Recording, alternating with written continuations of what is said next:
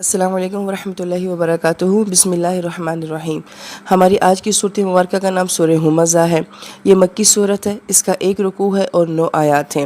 سورہ ہمزہ کا ربط سورہ عصر کے ساتھ بیان کیا جاتا ہے۔ سورہ عصر جسے پورے قرآن کا خلاصہ کہا جاتا ہے، اس میں انسان کی زندگی کا مقصد بیان کیا جاتا ہے۔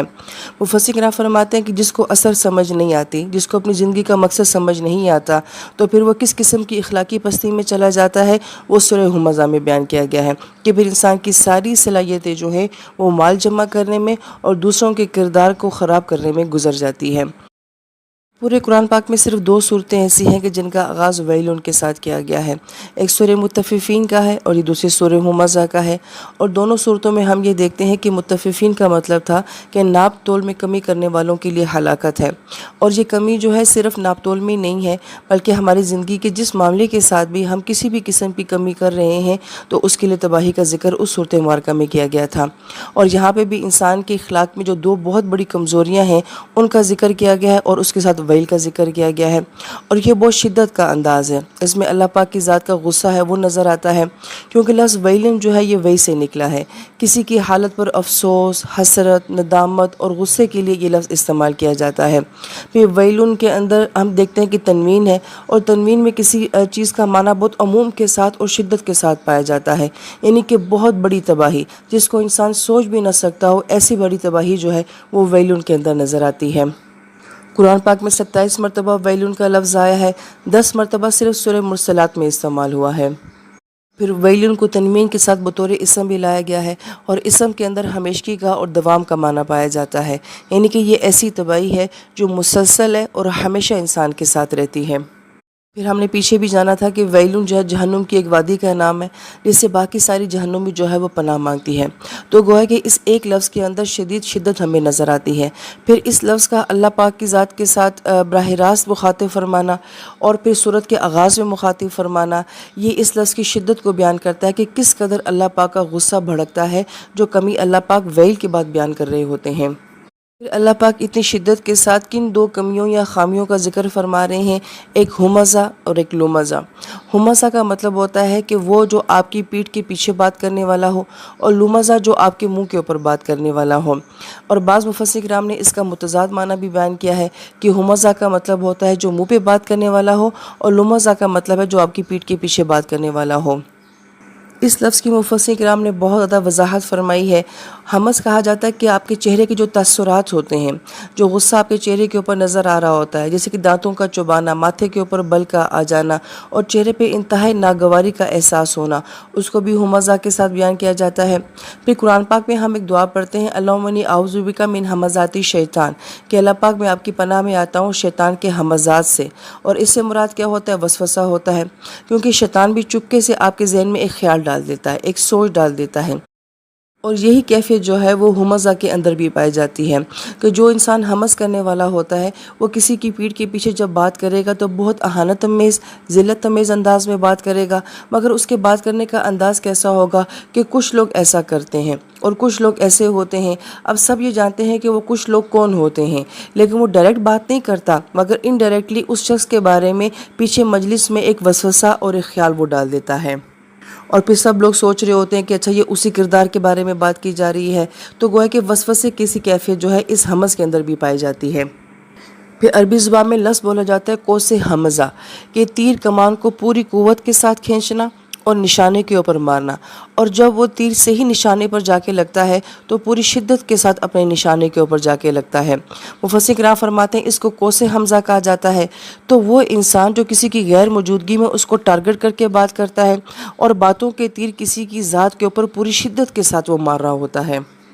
مفسر کرام یہ فرماتے ہیں کہ ہمزہ جو ہے یہ ایک رویہ ہے، اس کو قرآن پاک میں جہاں جہاں بیان کیا گیا ہے وہ مبالغے کے ساتھ بیان کیا گیا ہے۔ یہاں پہ ہمزہ فعلا کے وزن کے اوپر ہے، یہ مبالغے کا صیغہ ہے کہ کسی کام کو بہت شدت کے ساتھ کرنا۔ پھر سورہ مدثر میں یہی لفظ جو ہے وہ حماس کے انداز میں آیا ہے، اور وہ فعال کے وزن کے اوپر ہے، اور فعال کا جو وزن ہوتا ہے اس کا مطلب ہوتا ہے کہ کسی کام کو بہت پرفیکشن کے ساتھ کرنا،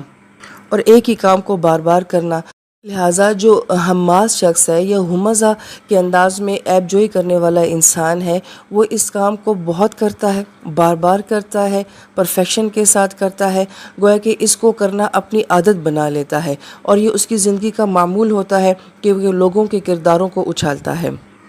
اسی طرح عربی زبان میں یہ لفظ حمزہ یحمزو کے انداز میں بھی استعمال ہوتا ہے، اور اس کا مطلب ہوتا ہے کہ نوکدار چیز سے کسی کو چبھونا، جیسے کہ کیل چبائی جاتی ہے، سوئی چبائی جاتی ہے۔ اسی سے اردو زبان میں لفظ بنتا ہے مہمیز، اور مہمیز کا مطلب ہوتا ہے اینٹ لگانا، اور یہ ایڑی سے ہوتا ہے۔ اینٹ لگانے کا مطلب کیا ہوتا ہے کہ جو گھوڑے کے اوپر سوار شخص ہوتا ہے وہ اپنے جوتے کے آگے ایک کیل لگا دیتا ہے، اور جب وہ اپنے گھوڑے کو بھگانا چاہتا ہے تو وہ ایک کیل چبھوتا ہے، جس سے گھوڑا تیز رفتاری کے ساتھ بھاگتا ہے۔ اس لیے مہمز جو ہے وہ عربی زبان میں ایسی لکڑی کو بھی کہا جاتا ہے جس کے آخر میں کوئی نوکدار چیز ہوتی ہے۔ لہٰذا اس لفظ کے اندر بہت زیادہ گہرائی پائی جاتی ہے کہ جو کسی کے کردار کے بارے میں بات کرتے ہیں وہ اپنی باتوں سے کسی کو ہمیشہ چبھوتے رہتے ہیں، جیسے سوئی چبھتی ہے تو اس کی تکلیف ہوتی ہے، اسی طرح یہ اپنی باتوں سے سامنے والے کو تکلیف دیتے رہتے ہیں۔ ابن عباس فرماتے ہیں رضی اللہ تعالیٰ عنہ، یہ وہ لوگ ہیں جو دوستوں میں جدائی ڈالنے والے ہیں، بے عیب لوگوں پہ الزام لگانے والے ہیں، اور یہ عیب رنگ کا، لباس کا، جسامت کا، مال کا، حسن کا، خاندان کا، ایون کہ آپ کی عبادات کا، دین کا، ہر معاملے میں جو کسی دوسرے کے اوپر عیب لگانے والے ہوتے ہیں۔ بلکہ بعض مفسرین کرام نے فرمایا کہ دراصل میں یہ وہ لوگ ہوتے ہیں جو اپنی کمیوں کو چھپانے کے لیے دوسروں کے کردار میں کمیاں تلاش کرتے ہیں، اور ان کی کمیوں کو اس لیے اتنا اچھالتے ہیں اور اظہار کرتے ہیں تاکہ کوئی ان کی کمیوں کو نہ دیکھ سکے۔ اور نبی علیہ السلام نے اسی بات کی اہمیت کو اتنے خوبصورت انداز میں صحابہ کرام کے سامنے ظاہر فرمایا کہ آپ طواف فرما رہے ہیں، صحابہ کرام کی جماعت آپ کے ساتھ موجود ہے، اور آپ اتنی شدت کے ساتھ بیت اللہ سے اپنی محبت کا اظہار کرتے ہیں کہ اے بیت اللہ، تمہاری عزت کی قسم، تمہاری حرمت کی قسم، تمہارے تقدس کی قسم، تمہاری خوشبو کی قسم، مجھے تم سے شدید محبت ہے۔ لیکن اس کے بعد فرماتے ہیں کہ بیت اللہ، اگر تمہاری عزت سے بڑھ کر بھی کسی کی عزت ہے تو وہ ایک مومن کی عزت ہے۔ تو انسانی عقل حیران رہ جاتی ہے کہ کہاں بیت اللہ اور نبی علیہ السلام کا اس گھر سے کتنی محبت کرنا۔ رب حاضل بیت، جیسے ابھی ہم نے سورہ فیل میں جانا کہ کہا گیا ہے کہ وہ رب اس گھر کا رب ہے۔ ان لک فتح مبینہ کہا گیا کہ جب مکہ شریف فتح ہوا، کہا کہ یہ آپ کی زندگی کی سب سے بڑی فتح ہے کہ یہ گھر آپ کی دسترس میں آ گیا ہے۔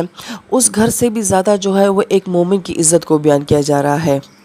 اور نبی علیہ السلام نے محدثین کرام فرماتے ہیں ایسا کیوں کیا کہ صحابہ کرام کے دل میں یہ بات ڈالنے کے لیے کہ مومن کی عزت کتنی قیمتی ہوتی ہے۔ یہاں پر مفسرین کرام جو بہت اہم نقطہ بیان فرماتے ہیں کہ سورۃ مبارکہ کا آغاز وعید کے ساتھ جب کیا گیا ہے تو گویا کہ جب کوئی انسان کسی کے کردار کے بارے میں بات کر رہا ہوتا ہے، کسی مومن کی عزت کو اچھال رہا ہوتا ہے، تو وہ یہ سوچے کہ اس وقت اللہ کا غصہ اس کے اوپر بھڑک رہا ہے۔ بظاہر تو ہم انسان کے ساتھ دشمنی کر رہے ہوتے، لیکن براہ راست ہم اللہ پاک کی دشمنی اپنے ساتھ لے رہے ہوتے ہیں۔ اور جس وقت انسان کسی کا عیب بیان کر رہا ہوتا ہے، کسی کی کمی بیان کر رہا ہوتا ہے، تو یہ سوچے کہ اس وقت اللہ تعالیٰ کا غصہ براہ راست میرے اوپر بھڑک رہا ہے۔ اسی بات کو مفسرین کرام ایک اور نقطہ نظر سے بیان کرتے ہیں کہ جب اللہ پاک کے نبی علیہ السلام کو فتح مکہ دینی تھی تو یہ سارا معاملہ آپ کو خواب میں بتایا گیا۔ اب اتنا اہم معاملہ جس کو اذا جاء نصر اللہ میں بیان کیا گیا کہ آپ کی زندگی کی سب سے بڑی فتح یہ ہے کہ آپ کو فتح مکہ نصیب ہوگی، مگر وہ معاملہ خواب میں دکھا دیا گیا۔ یہ بھی آپ علیہ السلام کی زندگی کا بہت اہم واقعہ ہے۔ اور نبی علیہ السلام کی زندگی کا ایک اور اہم واقعہ جب حضرت عائشہ رضی اللہ تعالیٰ عنہا کے اوپر الزام لگتا ہے تو وہاں پہ ہم یہ دیکھتے ہیں کہ سورہ نور میں 10 آیات آپ کی بے گناہی کے بارے میں آ جاتی ہیں۔ لہٰذا نبی علیہ السلام کی زندگی کے یہ 2 اہم واقعات ہیں۔ فتح مکہ کو خواب سے بیان کر دیا گیا، لیکن جب آپ کے حرم کی بات آتی ہے، حضرت عائشہ رضی اللہ عنہا کے کردار کی بے گناہی کی بات آتی ہے تو 10 آیات کا نزول ہم دیکھتے ہیں۔ اور واقع افق میں ہم یہ دیکھتے ہیں کہ کوئی قتل، کوئی چوری، کوئی زخم، کوئی مالی نقصان نہیں ہے، صرف ایک منافق کی زبان سے نکلے ہوئے چند طنزیہ الفاظ ہیں جو ایک عورت کے کردار کے بارے میں ہیں، اور اس کی صفائی کے لیے، محض زبان کے عمل کی صفائی کے لیے 10 آیات کا نزول ہوتا ہے۔ سورۃ مبارکہ میں جو دوسری کمی بیان کی گئی ہے وہ لمزہ کی بیان کی گئی ہے کہ کسی کے منہ کے اوپر اس کی خامیاں اس کو سنا دینا، بتا دینا اور جتا دینا۔ چونکہ یہ معاملہ سرعام ہوتا ہے، براہ راست ہوتا ہے، اس کی دلیل یہ ہے کہ قرآن پاک میں آتا ہے کہ لا تلمزوا انفسکم، کہ ایک دوسرے کے اوپر الزام مت لگایا کرو۔ لا تنابزوا بالالقاب، ایک دوسرے کو برے ناموں کے ساتھ مت پکارا کرو۔ مثلا کسی کو موٹا، چھوٹا، کالا کہہ دینا، ان الفاظ سے ایک دوسرے کو مت پکارا کرو۔ پھر مفسر کرام یہ فرماتے ہیں کہ لمزہ محض الفاظ نہیں ہیں بلکہ یہ ہماری حرکات و سکنات، ہمارے تاثرات، ہمارے گیسچرز بھی ہیں، اور ہم قرآن پاک میں دیکھتے ہیں کہ اللہ پاک صرف الفاظ کو نہیں بیان کرتے بلکہ ہمارے تاثرات کو بھی بہت زیادہ بیان کرتے ہیں۔ ثم ادبر وتولی، یہ کیوں کہا گیا کہ اس نے پیٹھ پھیری اور چہرے سے ناگواری کا اظہار کیا؟ لا تصغر خدک للناس، قرآن یہ کہتا ہے کہ اپنی گالوں کو لوگوں سے مت پھیرا کرو۔ اب گال پھیرنا جو ہے وہ گویا کہ ہمارا ایک انداز ہے، لہذا صرف زبان سے ہی کسی کے اوپر عیب لگانا یا الزام لگانا یا اس کی خامیاں بیان کرنا نہیں، بلکہ اپنے انداز سے بھی کسی کو حقیر جاننا اور کسی کو ذلیل کرنا، وہ بھی ہمزہ اور لمزہ کا ہی رویہ ہے۔ پھر یہاں پہ مفسرین کرام بہت اہم بات یہ بیان فرماتے ہیں کہ ہمزہ اور لمزہ کے درمیان میں واو نہیں آتا، تو گویا کہ یہ ایک ہی کردار کے دو رخ بیان کیے گئے ہیں۔ اب ہمزہ کرنے والا انسان یہ کہتا ہے میں نے اس کو منہ پہ تو کچھ نہیں کہا، میں نے اس کے پیچھے بات کی ہے، اس کو تو نہیں پتا میں نے کیا کہا ہے، اور لمز کرنے والا انسان یہ کہتا ہے کہ میں نے اس کے پیچھے تو کوئی بات نہیں کی ہے، جو بھی بات کی ہے میں نے اس کے منہ کے اوپر کی ہے، لہٰذا وہ دونوں اپنے آپ کو غلط نہیں سمجھتے ہیں۔ لیکن قرآن یہ کہتا ہے کہ یہ دونوں انداز کسی مسلمان کی توہین کرتے ہیں، چاہے آپ براہ راست کرتے ہیں یا آپ انڈائریکٹلی کرتے ہیں۔ پھر مفسر کرام یہ فرماتے ہیں کہ ان دونوں الفاظ کے اندر وسعت بھی بہت زیادہ ہے۔ آپ کی پیٹھ کے پیچھے بات کرنے والا انسان ہو، نکتہ چینی کرنے والا ہو، عیب ڈھونڈنے والا ہو، کسی کی کمزوریاں تلاش کرنے والا ہو، چغل خوری کرنے والا انسان ہو، بد زبانی کرنے والا انسان ہو، بہت سارے انداز جو ہیں وہ ہمزہ اور لمزہ کے اندر بیان کر دیے گئے ہیں، اور یہ دونوں کام جو ہیں یا تو انسان اپنی زبان سے کرتا ہے یا پھر اپنے انداز سے کرتا ہے۔ اس لیے نبی علیہ السلام نے فرمایا کہ نجات کا راستہ یہ ہے کہ اپنی زبان کو قابو میں رکھو، ہر بری بات سے زبان کو روکو، گھر میں بیٹھنے کو معمول بناؤ اور اپنے گناہوں پر بہت رویا کرو۔ اور پھر ہمارا ایک انداز یہ بھی ہوتا ہے کہ ہم جو بات کر رہے ہیں وہ سچ کر رہے ہیں، وہ واقعی اس میں ہے تو ہم کر رہے ہیں۔ اس کو حدیث پاک میں یہ بیان کیا گیا ہے کہ پوچھا گیا کہ نبی غیبت کیا ہوتی ہے؟ آپ علیہ السلام نے فرمایا کہ وہ بات کرنا جو تمہارے بھائی کو اچھی نہ لگے کہ کوئی میرے بارے میں میری غیر موجودگی میں کرے۔ اب آپ دیکھ لیجئے کہ مجھے اپنے بارے میں کیا کچھ برا لگتا ہے کہ میری پیٹھ پیچھے وہ بات نہ کی جائے، تو دوسرے انسان کو بھی وہی محسوس ہوتا ہوگا۔ تو پوچھا گیا اللہ کے نبی اگر وہ بات واقعی سچ ہو، تو آپ علیہ السلام نے فرمایا کہ اگر وہ سچ ہے تبھی تو غیبت ہے، اور اگر وہ سچ نہ ہو پھر تو تم سامنے والے پہ الزام لگا رہے ہو، اور پھر یہ تو اس سے بھی بہت بڑا جرم بن جاتا ہے۔ لہٰذا میرے اندر بھی بہت سارے سچ ہیں، اور میں جانتی ہوں کہ میرے اندر یہ کمیاں اور خامیاں ہیں، اور سامنے والے انسان کے اندر بھی بہت ساری کمیاں اور خامیاں ہوتی ہیں، لیکن اس کے باوجود ہم میں سے کوئی یہ بات نہیں چاہتا کہ میری خامیوں کو ڈسکس کیا جائے، اسے ظاہر کیا جائے، میرے منہ پہ یا میری پیٹھ پیچھے اس کے بارے میں بات کی جائے۔